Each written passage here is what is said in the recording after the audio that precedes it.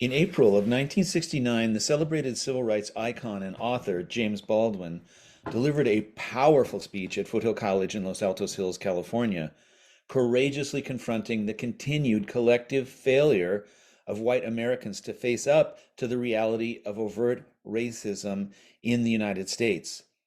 Despite all the violent turmoil and political polarization the U.S. faced in 1969, Baldwin's words still ring just as true today as they did more than 50 years ago.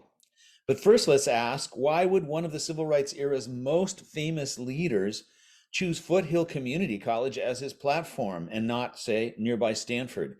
The answer has everything to do with the pivotal role Bay Area community colleges, including Foothill College, played in the national civil rights reforms and revolts of the 1960s.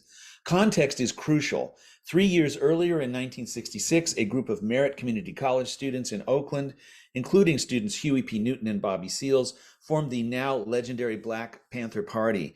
In addition to a wide range of other programs and reforms, the Panthers pushed hard for educational programs directly addressing the needs and visions of African American students at all levels.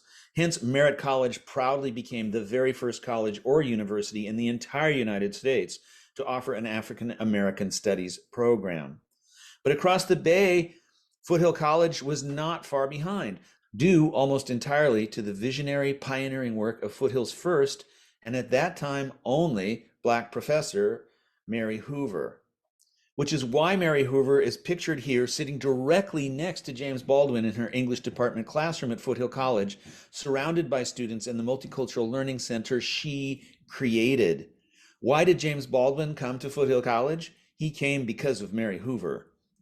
Pushed or frozen out of her professorship 1 year later in 1970, Mary Hoover never looked back, completing her PhD in linguistics at Stanford, creating an alternative school named Nairobi College in East Palo Alto, and eventually founding the African American Studies program for the entire vast California State University system, ending her long and distinguished career as Dean of Education at Howard University.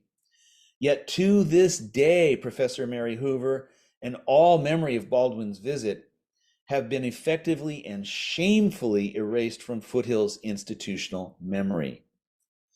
So now let's take time ourselves to read the words Baldwin delivered from the lectern in Foothill's main theater together, and to reflect together on their relevance in our own era and in our own lives.